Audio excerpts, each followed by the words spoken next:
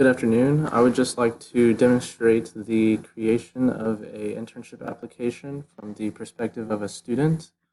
And so this is our community page for the application itself. And so I'm just going to go ahead and get started. So I'm going to create or view applications. Going to select new here. I'm going to select risk management general.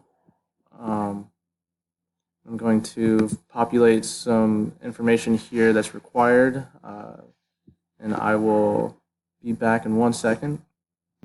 All right, picking back up here, I've completed some required information for the application itself. So let's go ahead and review that. I've selected a contact name of Michael Jackson, set the status to new, the description, going on a world tour, as well as selected a start date and end date. Additional details, the type of internship. I've also selected the employer address, employer name, as well as other relevant information. And notice here that there is a validation error with the start date being later than the end date. So we're expecting that this will trigger an error in the application itself. So let's go ahead and see that functionality. We can see here that there's an error on the page. Enter the correct start date and end date of your internship. Okay, well, let me go ahead and change this. Let's just set it to the 3rd. And so I'll go ahead and save this. Your case 0001068 was created, and the student is able to view their case, information about it.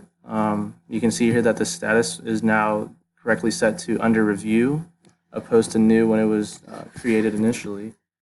And we're able to see other information like the credit hours earned requirement for this department, as well as GPA requirements and information about the internship itself. And so if we go into view applications, we can see here that this is the most recently created one. It's under review, submitted today. And yeah, so this will now enable a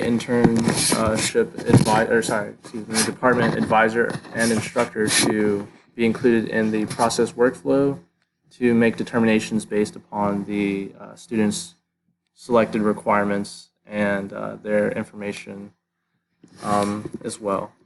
So this concludes the users of the students, like their interface with the system itself. And yeah, that concludes the video. Thank you very much.